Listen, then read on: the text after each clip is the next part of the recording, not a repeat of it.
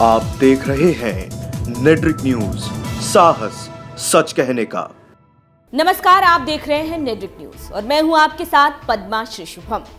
लोकसभा चुनाव की तारीखों का ऐलान होते ही रैलियों का दौर शुरू हो जाता है।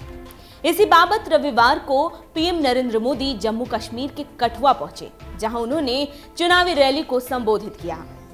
सबसे पहले उन्होंने बैसाखी की बधाई दी। इसके बाद विपक्षियों पर जमकर निशाना साधा। इस रैली में उन्होंने जम्मू कश्मीर को लेकर जो कहा उसे आपको भी जानना चाहिए, क्योंकि जिस तरह से जम्मू कश्मीर की राजनीति में जम्मू कश्मीर का ताबड़तोड़ जिक्र किया जा रहा है, उसके लिए ये जरूरी हो जाता है। पीएम मोदी ने जम्मू और कश्मीर पर उठते सवालों का जवाब देते हुए कहा कि जम्मू और कश्मीर को कोई अपनी वसीयत में लिखाकर नहीं लाया है, ये भारत का अभिन्न अंग है। बीते कुछ दिनों में आपने भी देखा होगा कि किस तरह से कांग्रेस, नेशनल कॉन्फ्रेंस और पीडीपी की महामिलावट पूरी तरह से एक्सपोज हुई है। बरसों से जो इनके मन में था, जो वो चाहते थे, चोरी छिपे जिसके लिए काम कर रहे थे, वो अब खुलेआम सामने आ गया है। पीएम मोदी इस मुद्दे को लेकर काफी हमलावर थे। उन्होंने कहा कि ये जम्मू कश्मीर को भारत से अलग करने, खून खराबे और अलग प्रधानमंत्री बनाने की धमकी दे रहे हैं। पहले पाकिस्तान भी परमाणु हमले की धमकी देता था, अब ये भी धमकी दे रहे हैं।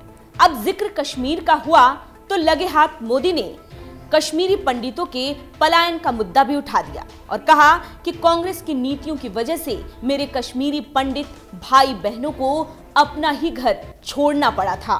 कांग्रेस और उनके साथियों को अपने वोट बैंक की इतनी चिंता हुई कि कश्मीरी पंडितों पर होने वाले अत्याचार देखकर भी अनदेखा कर दिया गया।